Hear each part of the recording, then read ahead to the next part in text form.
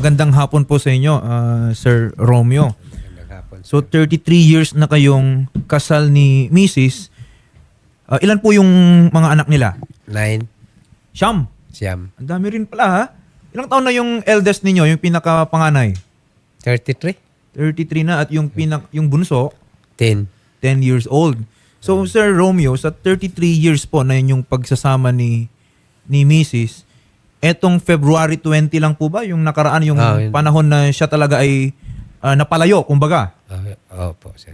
Si Mrs. ay pumunta ng Maynila at ang Tandag. paalam sa inyo ni Mrs. nung February 20, Nagpaalam sa bahay opo, na meeting, attend sa meeting ng purpose. hindi mo alam na pumunta pala siya ng Maynila. Hindi. Ang akala mo may 4-piece conference lang sila doon. Meeting, Mayroon, pero hindi na siya umatin. Diretso na siya umalis. Hanggang ngayon, hindi siya nagpakita. Okay. Nung panahon po ba yun, may pag-aaway kayo ni Mrs.? Wala naman. Ako naman, inahanap pa yung motor sa sasakyan niya. Punta doon sa meeting. Wala naman kaming problema. Walang naging tampuhan, Wala naman. bangayan, walang ganon. Wala, sir. Okay. Walang pisikalan. Wala. Wala po, no? Wala. So, sir, yun na yung huling pagkakataon na nakausap ninyo si Mrs. Yung umaga ng 20. Si Mrs. talaga umiiwas na sa'yo. Yun na siguro, sir. Okay. Pero yung mga anak po, nakakausap pa rin, no? Si Mrs. Nakakausap. At ano po yung mga sinasabi ni Mrs. na lang dito sa mga anak po ninyo? Sabi niya daw, susuporta na lang siya at hindi na siya babalik. So, sir, pumunta kayo dito para manawagan. Sir, kung maaari makausap siya, mapaliwanagan ko siya at mapaliwanag niya ang kanyang side kung bakit ganyan ang nangyari. Okay. Feeling din po namin na kung ano man ang naging problema ng inyong pamilya, sana makapag-ayos kayo, alang-ala na lang dun sa mga, sabi nyo, 3 or 4 pa na nag-aaral ninyong 4 pa mga nag-aaral siya. anak. So, ang aming team na rin po dito, nagtulong-tulong at actually na-locate po namin ang inyong misis. Yes, attorney. Magandang hapon po sa inyo, Ma'am Eileen Sanchez. Magandang hapon din po. Umalis nga po ako nun. Hindi niya alam. Kasi nga, pero matagal ko nang pinag-isipan talaga yun. Nang gusto ko nang mapaghiwalay sa kanya.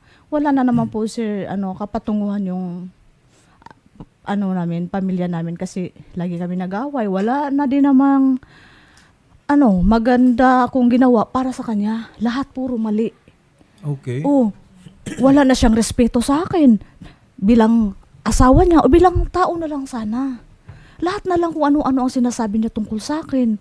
Wala naman akong ginagawa kundi tumulong lang sana sa kanya. Nagsa-sideline ako kung para makatulong. Tapos uwi ako ng bahay, sabihin lang na, umuwi ka na. Kasi nakailang lalaki ka na siguro, kaya umuwi ka na. Pag umuwi ako walang dala, sasabihin niya, yung income ko, andun sa mga lalaki ko, pinag-hotel ko. Pagkatapos, pag uuwi ako ng may dala, sabihin niya, galing sa lalaki ko, ano bang gagawin ko? Okay. So ma'am, ang sinasabi ninyo, itong si Sir Romeo, pinaghihinalaan po kayo. Sobra po. Sobra. At bukod pa dyan, parang sa bahay ninyo, parang wala ka nang ginawang tama. Opo, totoo talaga yun po yun. Ilang taon nyo na pong nararanasan po yan kay Sir Romeo? Bali 2, buntis ako sa pangatlo. Yun talaga umpisa ng magulong buhay na namin. Lagi na kami nag-aaway, kasi nga nasa barangay na siya, nasa trabaho na siya. Lagi sumasama dun sa mga kabarangay, mga kagawad. Lagi na sila nagiinom kung nag-ano. Tapos kakapanganak ko pa lang, umaalis yan sila. Wala. Doon nag-umpisa yung mag-distansya na kami. Marami na ang na-change sa pagsasama namin. Hindi nyo na po ba naramdaman yung pagmamahal nitong si Sir Romeo sa inyo? Kasi kung sabi po ninyo, nagsimula yan nung pangatlong pagbubuntis ninyo, sabi sa akin, nakasyam daw kayo. So naka-6 pa kayong anak. Yun nga po. Sobrang pagtitiis ko na po. Kaya ngayon ako nagdesisyon na malalaki na naman ng mga anak ko. Sarili ko na naman po yung asikasuhin ko. Yung sinabi niya, sir, na mula ng pagpalit ng pagkapalit ko sa kapatid ko, yun ang pagsimula niya sa iba. Sino ba, sir, yung iba na yun? Yung may karelasyon niya.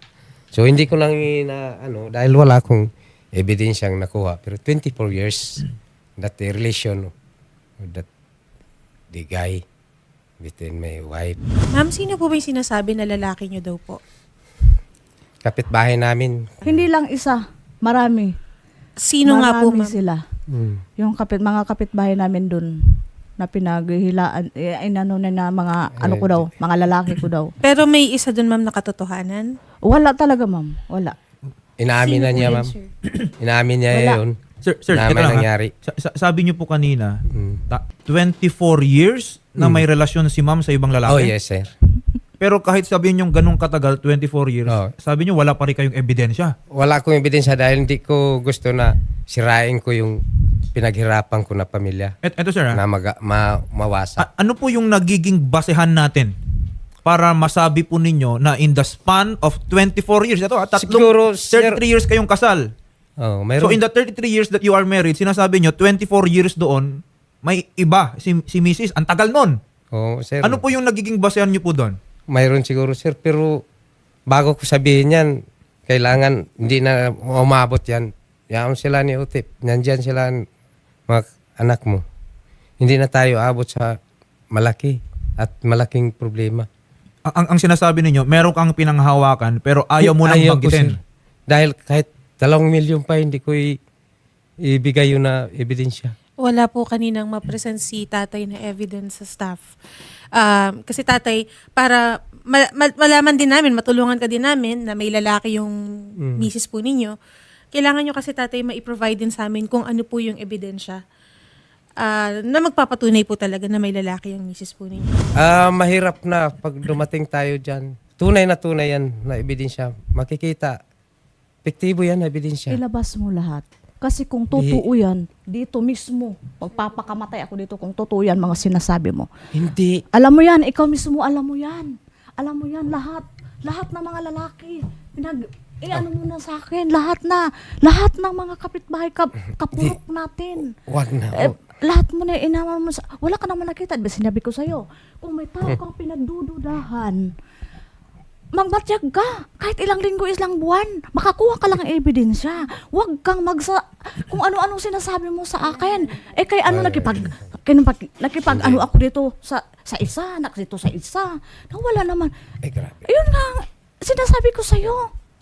Sobrang sakit kaya ng mga ginagawa mo sa akin. Kung sino-sino mga lalaki, pinagbibintang mo sa akin na wala namang katotohanan. Ito po ba ma'am, si tatay yung tipong may makausap ka lang na lalaki pinaghihinalaan na. Yun. Sabihin mo totoo. Hindi. Sa harap ko, hindi. Yung sa harap ng mga tao, hindi. Pero pag kami na lang, ayun.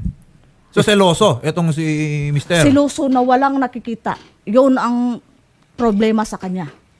Okay. Sinasabi ko sa kanya, bago sana siya magsalita ng kung masakit sa akin, yung sanang nakikita niya. Para masaktan man ako at totoo. Teka muna, mahirap na yung ebidensya Wala na, andito na tayo pa. Andito na tayo. Yung ebidensya. Andito na tayo sa... Sige, sir, tapusin na natin ipadinitis ito ko yung isa kong anak. lahat. Oh, yun. Walang problema yan. Opo, Okay. yun. Pag mapatunayan, Magpakulong ako, Oo. diretso. Ako mismo File ang ako na pupunta doon. ng police Teka station. lang sir, kasi ngayon lang dumarating sa amin ni Shari to. So, sa siyam ninyong anak, May isa. nagdududa ka doon sa isa. Ilang taon po to yung isa? 22 22. years. Oh. Well, ang tagal Third na year nun. college na. Okay, at malaki na tong anak ko na ito, no? At this Opo. point siguro, I don't know parang hindi advisable kung lumabas na hindi po ninyo anak, isa lang ang ibig sabihin noon, na si Madam nagkaroon ng ibang karelasyon. Yes, Oo. sir. Paano pag napatunayan na anak nyo talaga yon? Papakulong ko siya po. Pasalamat ako na anak ko. Papakulong ko siya sa sobra niyang pagpapahiya sa akin. Ang party list na masasandalan. AXIS! Bakit niyo po pinaghihinalaan na hindi po sa inyo yung 22 years old yung anak? Doon that is the time for hit of the relation of this Ano po? guy. Doon po lumabas na may karelasyon siya, sir. Pero sir, pang ilan pong anak ninyo yon? Panglima. Pang-apat na Panglima, yon? attorney. Pang-lima? Apo. 5. Naka-apat pa po kayong anak Yes, sir. kay Mrs. Hindi naging issue yon nung panahon na yon. Tinitiis ko lang yan, sir. Mayroong naging issue yan. Naging involved sa aming lugar. Sir, Yan na problema. okay, no? Anong nagtulak sa'yo sabi mo, 22 years ago, nagtiis ka. Nakaapat pa kayo na anak. Bakit ngayon, bigla ka nang binabalik mo ulit itong issue po na ito? Bukod sa lahat yan, hindi pa tayo sigurado. Wala pang nangyayaring test dyan. Ano pong nagbago, sir? Pakiusap ko, sana binigyan niya ng pansin. Yung kinatakutan ko, yung 4 na nag-aral. Pero kung ayaw man niya at siya nakikita ko na 80% to daily na git siya, ay hindi na siya 100. 100%. Sigurado po kayo na... Opo. Sigurado ko na. Ayaw ko na talagang bumalik sa miserableng buhay ko. Kung alam nyo lang. Sir, alam niyo naman po no, na dito sa amin, kung nagiging toxic lang din naman yung pagsasama, kahit mag-mister, mag-misis pa yan, kasal yan, hindi po kami nagpupumilit. Okay? Ang iniisip po namin dito, yung kapakanan na lang, at the very least, nung mga bata. No? Dito, meron yung mga anak po ninyo no, na nag-aaral pa, they are 18, 17, 15, and 11. In any case, no, menor de edad yung bunso po nila. Pero sir, ang sa amin kasi, kung sabihin lang natin na ipapatest natin, DNA test yung isa, that's 22 years old. Alam nyo ba na yung adultery na yan, nag-prescribe na yan. Kumbaga yung panahon mo to file a criminal action, nag-lapse na, napasukan na. Kasi yung murder nga, Shari, 20 years eh. Okay? Yung murder is punishable by what? Reclusion perpetua. Okay? 20 years and 1 day to 40 years. Yung adultery is punishable even by a period na mas mababa yan. In other words, yung panahon mo para isampayan, mas mababa. Okay? Mas maikli, kumbaga, no? Ang gusto ko lang sabihin dito, ang mapapatunayan lang is that si ma'am at that time is nagkaroon ng karelasyon. Okay? Yes, sir.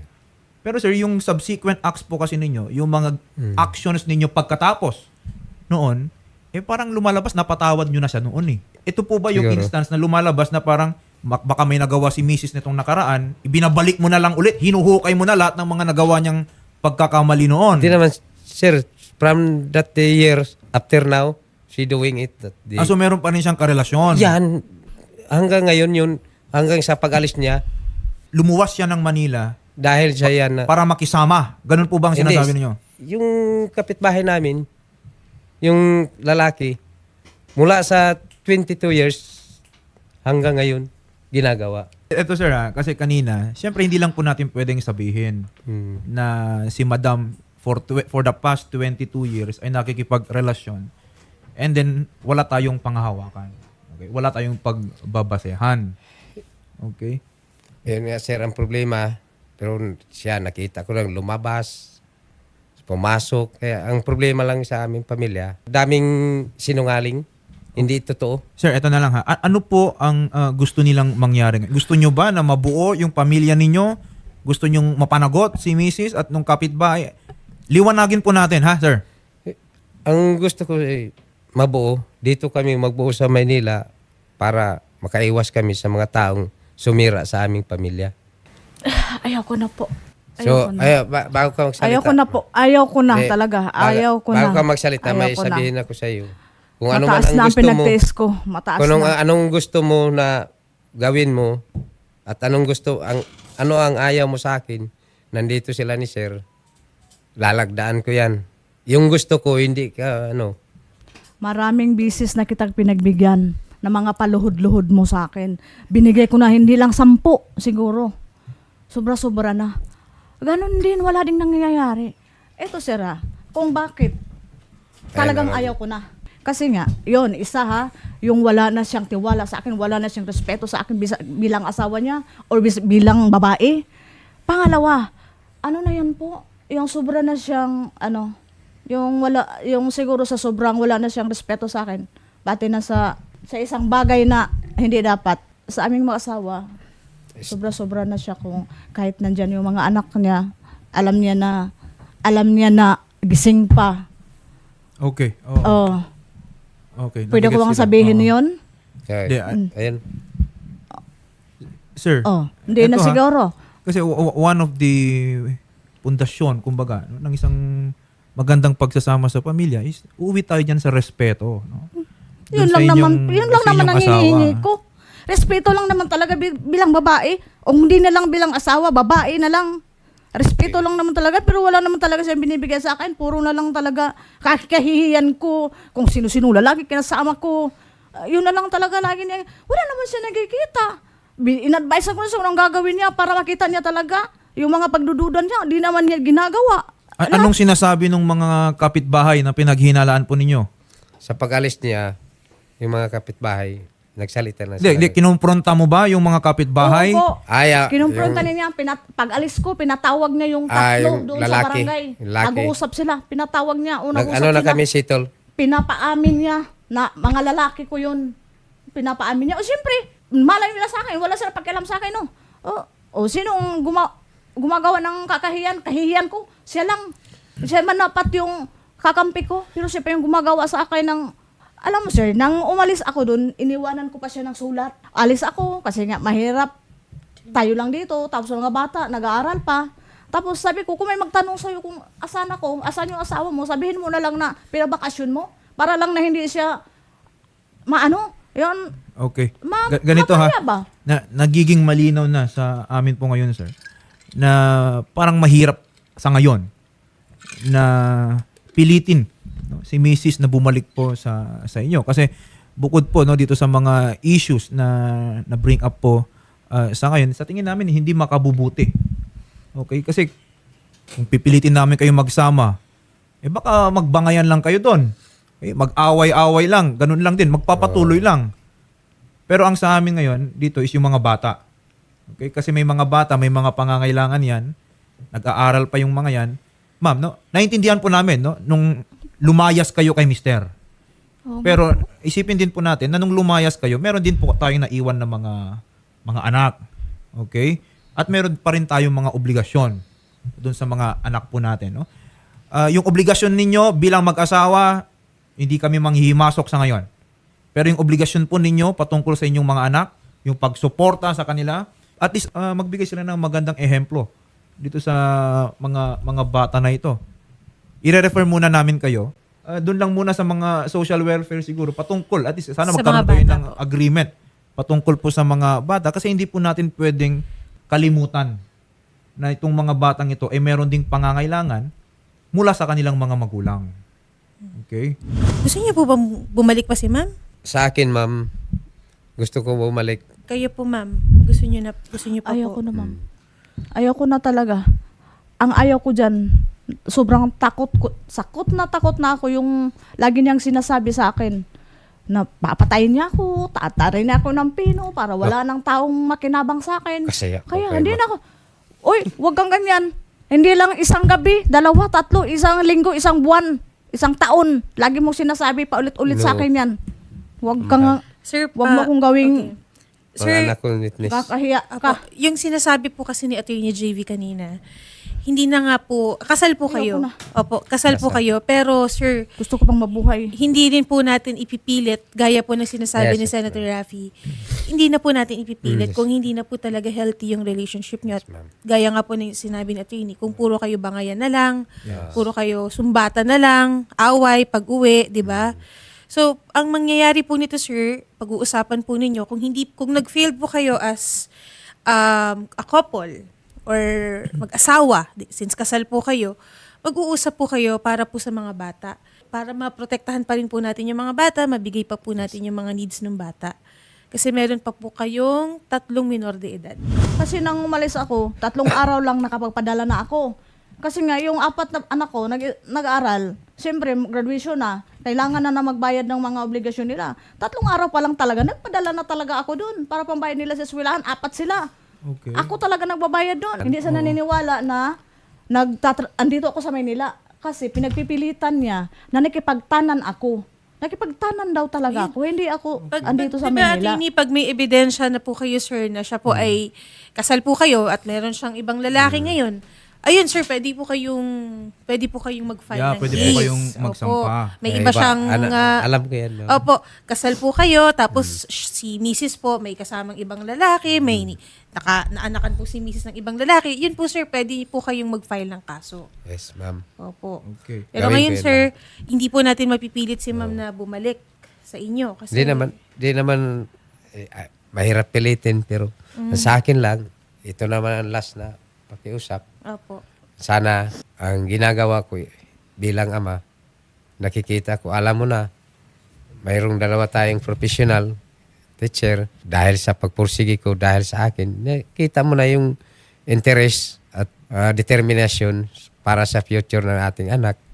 So yung kinatakutan ko lang ngayon, kung tuluyan, magkaasawa ka, mawala ka na sa amin, at mapiktuhan yung kinabukasan ng apat natin na anak na nag-aral. So dyan pa man ang pangarap natin, yung bunso ay attorney, yung isa ay police. So sana kahit kung magbago pa naisip man, mo yun? kung magbagong isip mo, bukas ang aming pintuan kung magbalik ka. Doon lang kami sa Tarlac, mamumuhay kami lang apat. Pero kung may sa puso mo na natitira, kami ay handa tumanggap sa iyo.